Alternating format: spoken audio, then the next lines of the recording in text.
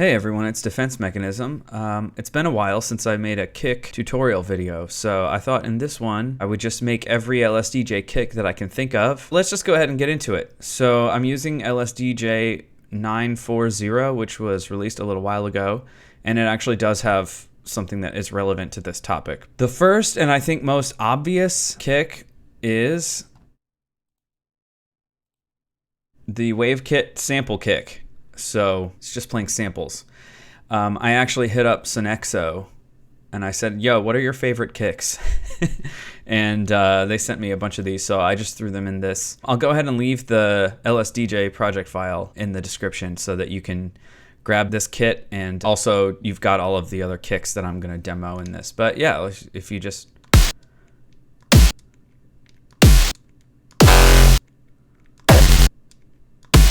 I mean, it's pretty straightforward. Obviously, I'm playing these, in both columns, so they're like twice as loud. But if you take them out,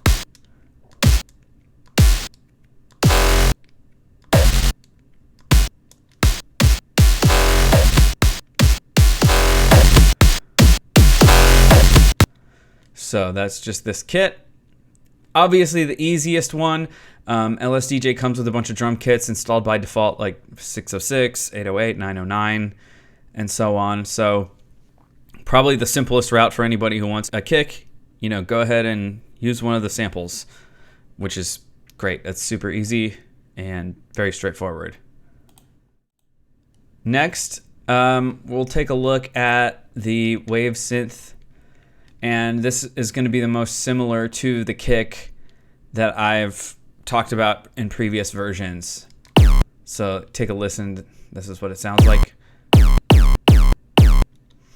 And there are some various considerations here. So let me first talk about the P command and the L command. I'll take a quick detour to just talk about the waveform I'm using. This is the synth. It's just taking this kind of sine-ish shape and raising it to clip it a little at the top. Obviously, the higher in volume, the closer this looks to a square wave. So you can kind of modulate it that way.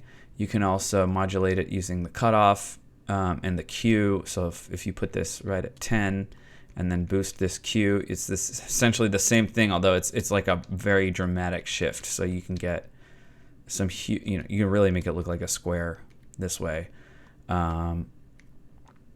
So that's that. I've also got this kind of slowly decreasing in volume using limit. I don't know if that's actually the best way, because limit really makes it look like a square. So you could also, use the actual volume of the signal, and that will lower it more like a sine.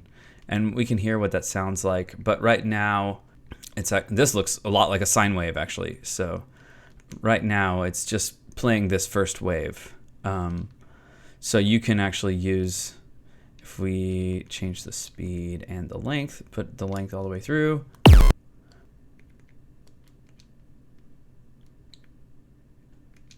Yeah. You can kind of get that volume to reduce. It doesn't sound like completely natural. It's harsh. The reason is because the waveform is shifting in the middle of the pitch bend. So yeah, let's put it back on manual, and then we can talk about this. So let's first talk about just the P command. So I'm going to take out this L command, and you've got your P command, and you can definitely do a kick just with a P command and a pitch slide downwards. This is a little fast for that, so if you put it up a little higher,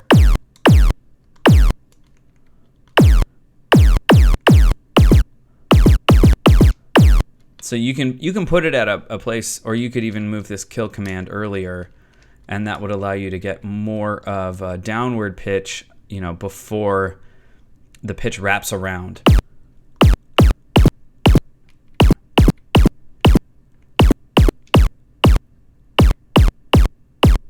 That's probably about as fast of a downward pitch as I can get without it starting to wrap. You can hear it kind of doing that. So one reason that I like to put that L command here, which basically will transpose it all the way down to 80. So this is transposing it to the lowest note possible, like whatever that is. C1, yeah, C1. So it's gonna go all the way down to C1 from C8. And it's gonna do that in however many ticks basically we specify. So you could also just only use the L command. Changing this number will change the slope of the kick.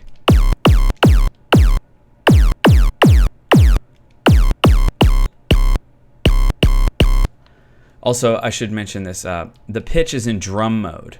So it has that nice logarithmic pitch. You can also set it in fast mode. If you really want like a zappy kick. Typically, I don't want that. I would rather have it in drum, or you could use tick mode, but I... Pretty wild. I probably wouldn't use that, but you can have a go with it if you feel like it. So yeah. I mean, that sounds good on its own, right? So, but let's say if you wanted a little bit more control, you could control the speed of the pitch bend on this transient first.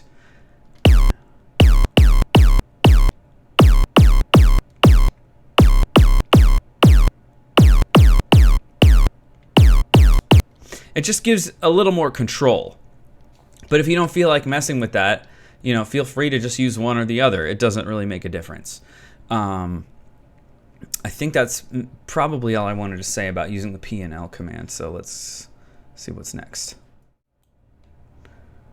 Okay, so tuning the transient. One of the things that I do is I don't mess with this transpose column unless I'm using the L command here, because I'm just telling the direction of the L command to go down all the way to the lowest note, which is C1. And what that allows me to do is actually tune the transient of the kick using the starting pitch in the note column. So let me start playing it and adjust these notes, and you'll be able to hear. The thing with drum pitch is it's not going to necessarily affect like every note, but you definitely have a range. And here, I'll just show you what I mean.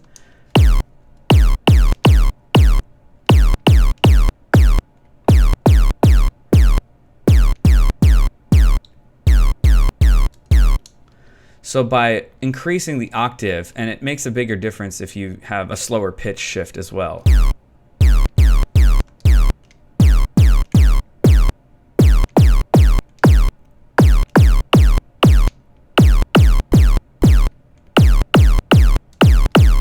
So pretty much these upper octaves are kind of the same, but that allows you to get more high end. So let's move on to the next one. Okay, so to get a transient on your kick, changing the first waveform of your synth. And if we just play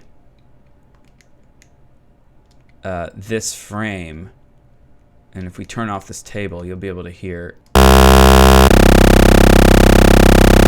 Okay, so if your whole kick sounds like that, it's going to be pretty wild. So feel free to use that if you want.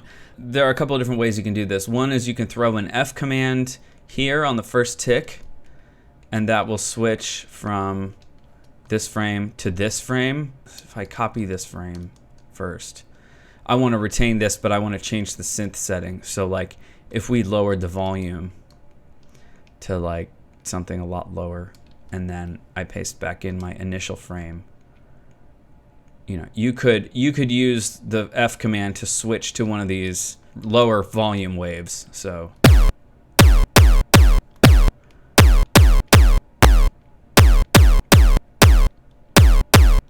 doesn't quite sound as good with that real harsh transient. So let's go back to 1. It's like a super hard kick, hard style kick. And you can feel free to manipulate this transient however you see fit. So this is a pretty classic Kyoto kick waveform. I think this is like some kind of default in version 4. If you boost the volume up with these settings to a certain point, it kind of accidentally wraps it. So you've got these like staggered kind of real noisy, you know, things. If I straighten it out, it sounds just like a regular square kick, basically. Or you could try something like this, where you just kind of add this like real abrupt, like notch.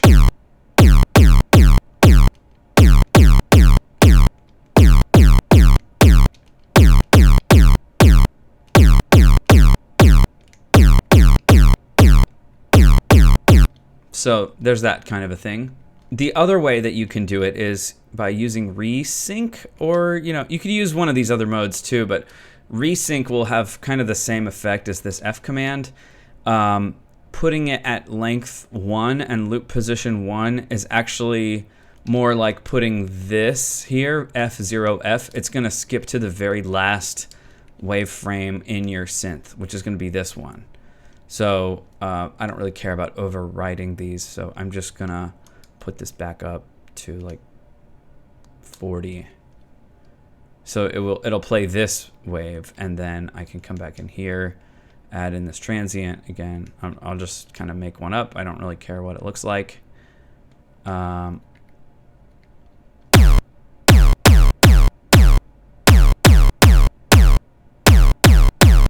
So you're getting that same effect where it's like it starts with that real harsh transient and then it skips directly to the last frame. So yeah, again, we're in drum mode. We've got transpose off, and yeah, super easy way to get like that extra attack on your kick. So let's take a look at the next one. So this is the 808 style kick. A lot of people know this as the kick that transitions into a bass note. So I have this little example.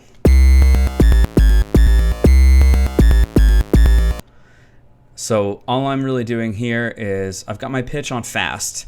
We could try this in drum mode. I can't remember if it works or not.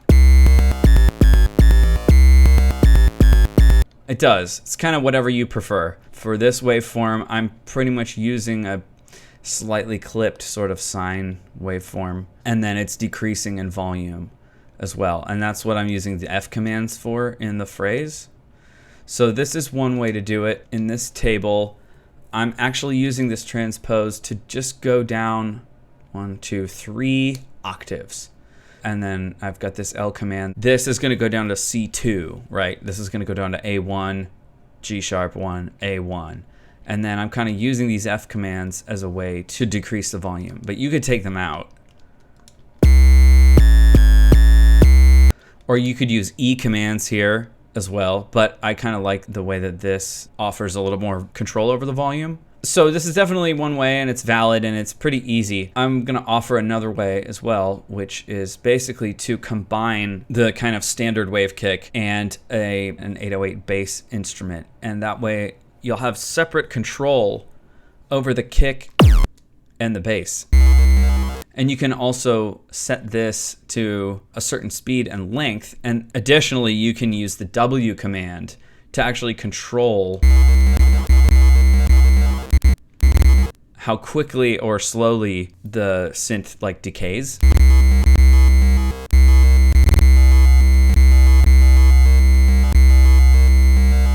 And then like use a separate one when you wanna. It just gives you control over how your synth is fading out. So like I can get it to fade out super quick here, or a little slower. And for these groove commands, on groove 10 I just have 3, 9. So I want this kick to play for 3 ticks, and then I want the bass to play for the next 9, and then I'm switching it back to groove 0, which is just 6. And then on groove 11, this is a little trickier, so I'm just putting 3, 9, 6 because I need to have 6 ticks here in order for the timing to work out right, and then I'm switching back to groove 0 here. So, but if this is too confusing, or you know you don't want to have to keep switching back and forth between grooves, the first option is just as good. It's almost as good.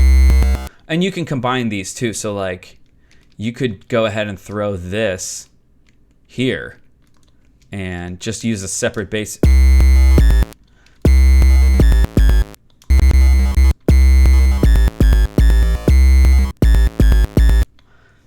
And that kind of removes some of this clickiness.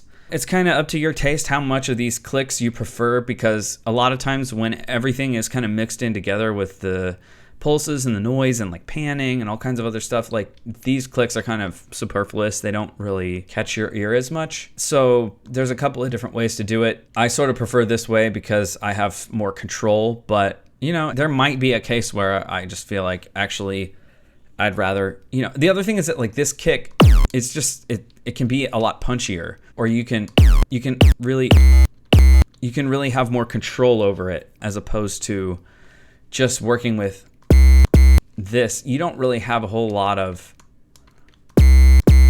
room to control that like transient of the kick. It's really just up to you, your workflow, your taste, and what you think is going to work best. So with that being said, let's move on to the next one. Stutter kicks. In the earlier versions of LSDJ, using an R command here doesn't actually reset the pitch. So what we have to do is, in the earlier versions prior to 9.4.0, if we want these to stutter, we have to actually throw in an L00 command on the tick that we want to restart the kick. And what this does, and we can't use this. We're stuck with the P command. So what I'm going to do is have this pitch down for 3 ticks. Then I'm going to reset the pitch. And it might help to actually look at it like this. So let's say I'm going to restart the pitch at the beginning, and I want this kick to stutter at double speed every 3 ticks instead of every 6 ticks. So I want this kick to happen twice every line. And this is what you're going to have to do. So if I take out this L command, even if I put, well, I can't show you that on this version because it actually works in this version, but in previous versions you could try it. If you put like an R03, it actually doesn't reset the pitch. I can show you in fast mode. So it doesn't re-trig it every 3 ticks. But if I put the L00 here, now it's working, even though it's horribly annoying. That's one way to do it in the earlier versions, but now we actually don't have to do that. We can use our full kick table. Down 80, 80, put the kill command here.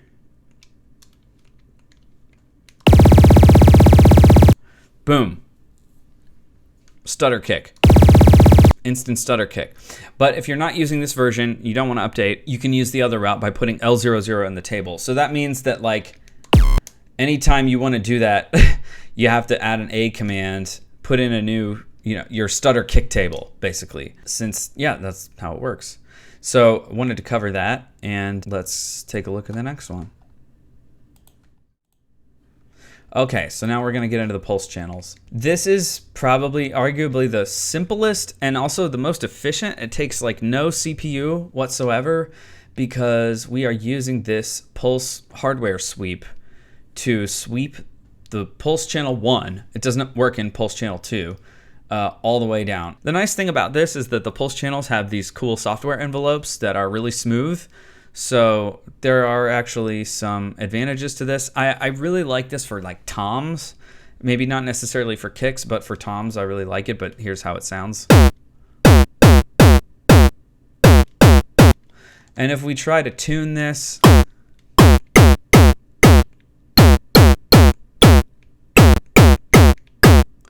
another advantage, it's pretty tunable. So that's what that sounds like, and you can kind of play.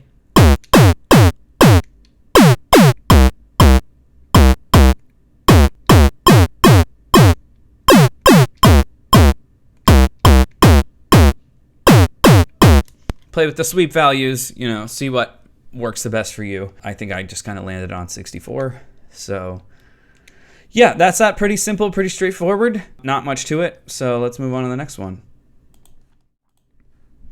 So pulse kicks using P and L command. Again, it's pretty much the same as what I already showed off in the wave channel.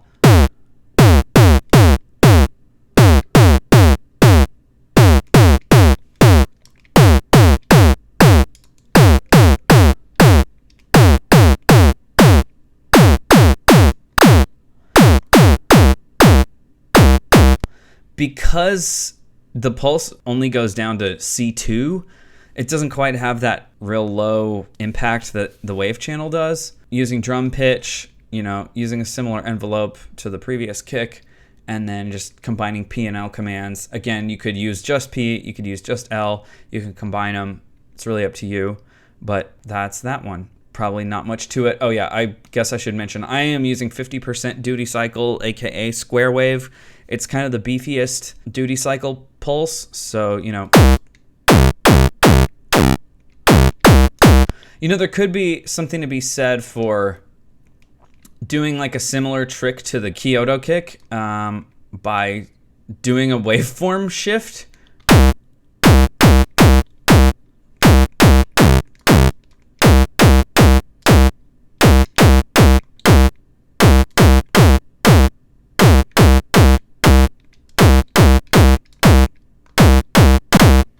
I don't know, up to you. Something I haven't really tried before, but it could offer a little bit of that extra transient at the top.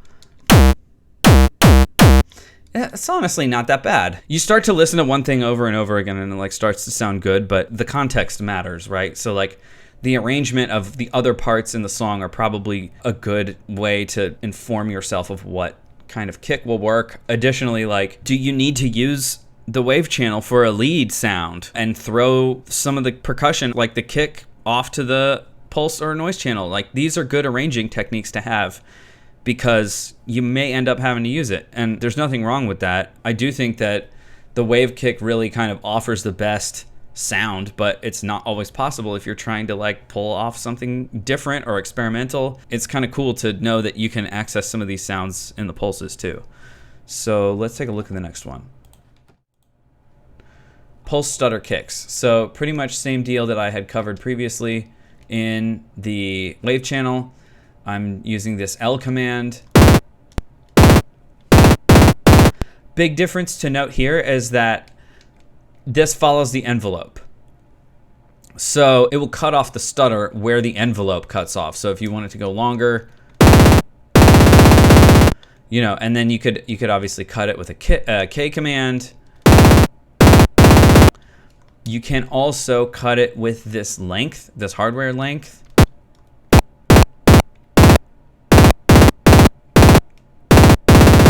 To a degree. So something that's slightly different. And then again, you actually don't need to do this in this version because using the R command will actually retrig it for you. Although if you've got longer yeah,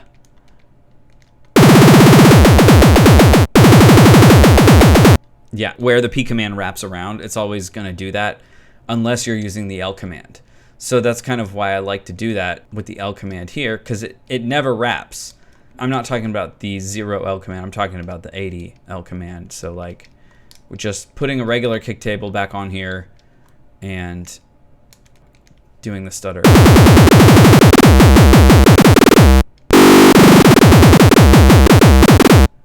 Yeah, so, but that's not the stutter technique, so we'll put this back to where it was, using the L command and using hop to reset the pitch on row 0. Another way that you can arrange this table is like this. If you really only want it to take up one command column and then do something else in this command column, you can hop to row 1.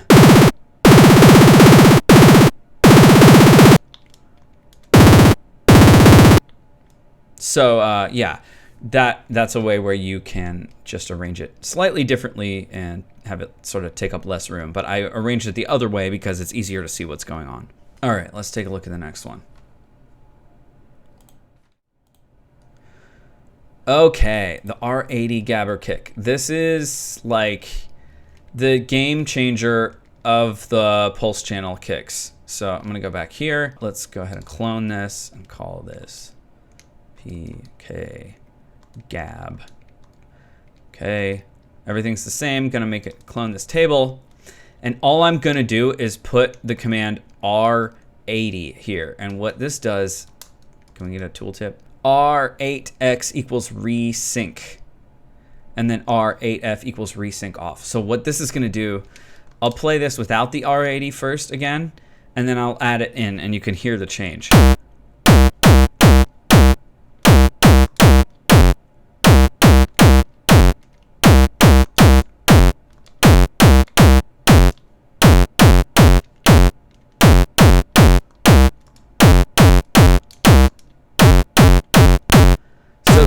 Basically what it's doing is it's re-triggering the pulse channel at a very high frequency, which drops it about half an octave. And you can choose where you want this to go.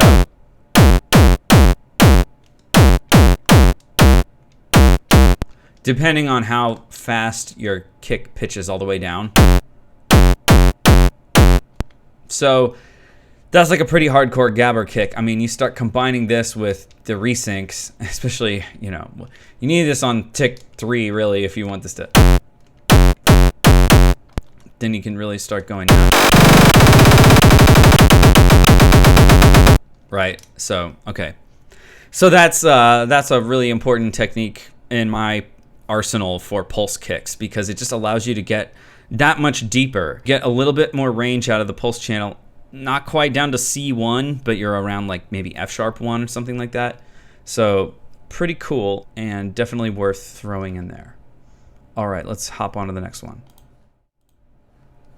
Okay, so now we're getting into the noise channel. Now you can definitely do this with free pitch, but I like using safe pitch because it restarts the noise channel on every pitch change, including during pitch slides, any pitch change whatsoever, and it just offers this almost like a tonal aspect to the kick.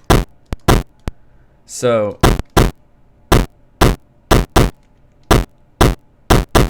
this is kind of what I came up with, and now in this instance I do like using the transpose column to tune the transient, because it takes a long time just to be able to tune the stupid pitch slides. So, you know, I've got a kind of an aggressive pitch slide here, and then it kind of slows down and it's less intense of a pitch slide here. I'm sure this S command I just threw in here because it sounded better.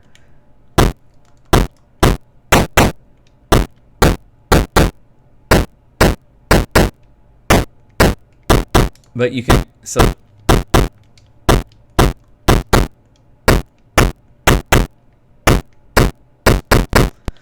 you can kind of choose what your pitch slides are.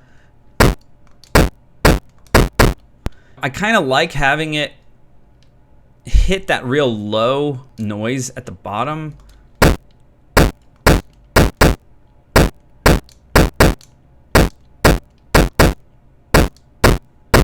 It really seems like it needs to happen here.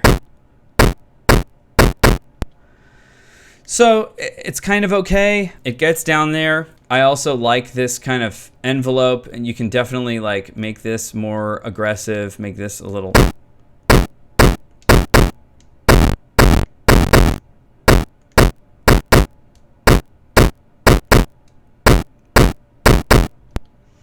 It might even be worth stopping the pitch slide at some point.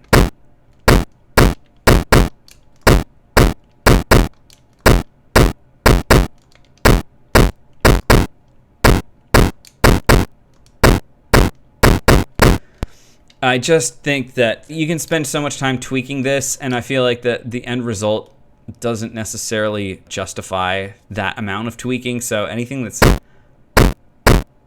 kind of in the ballpark is good. But yeah, so let's check this with free pitch.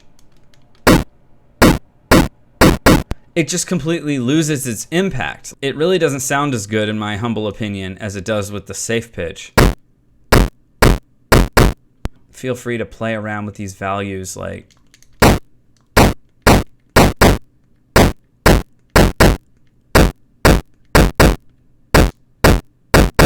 that even sounds kind of half decent to me. And that's probably about all there is to cover. It's a lot easier to make a noise kick these days because we've got these P commands. So in the older versions, you're kind of stuck just using transpose and S commands. And that was also before we really had safe pitch. The stable pitch still resulted in a lot of cutouts. And that's the other thing about safe pitch. Your kick will never cut out. It will never just randomly mute, as the case with free pitch, you might lose a kick here and there because the Game Boy noise channel isn't extremely reliable when it comes to generating those pitches really quickly. So having that safe pitch to restart the channel on every pitch change means like your kicks are 100% reliable, which is pretty cool. All right, so I think the next one is the last one, and let's do it. So this is a cool tech. I was hipped to this by Nintendo, so shout out to them for showing me this. I have two examples here. So here's one that's the previous noise kick that we just did.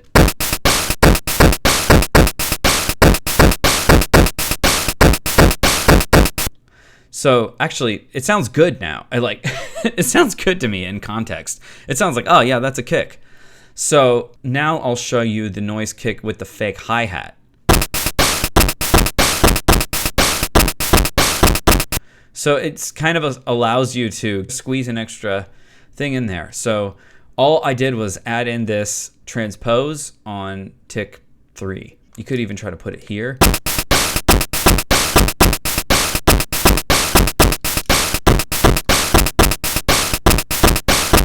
I did change the envelope slightly because it's hard to control this.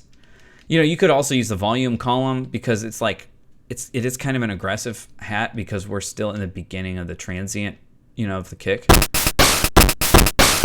But like I said, in an arrangement where you want to just get that much extra out of each channel, like your wave channel is doing something else and you want to have like almost a full sounding drum kit, like go ahead and throw this in here. I mean, another thing that's completely underrated is like layering these, you know, layering pulse and noise kicks. I do that all the time. Layering a wave kick and a noise kick, or even a wave kick and a pulse kick. You can do crazy like panning stuff that way and get like stereo kicks, you know, which is wild. Or even the same thing with like toms or snares. I know that somebody asked about using 2x, 3x, possibly 6x speed, which doesn't really run on hardware. The main thing that I would want to consider is, well, not really there, but putting some groove commands in the tables, which might be a little tricky to set the speed because you're probably not going to want those tables running at 1 tick, but it does offer the possibility, especially like in the noise channel, of getting some seriously fast going noise kicks. It's not something I've actually investigated, but I am intrigued by the idea of like getting some super fast pitch stuff going on so that you could like really get a low pitch, like a tone almost out of the noise channel. If I come up with something like that, I will post it. So yeah, I hope this was helpful. Again, I'll have this project file up on my website that you can check out at defensemech.com/songs. That's also where all of my other LSDJ project files live. I hope this tutorial was helpful and useful, and let me know if you got any questions. Thanks for watching. Hope you enjoyed, and I'll see you soon. Bye.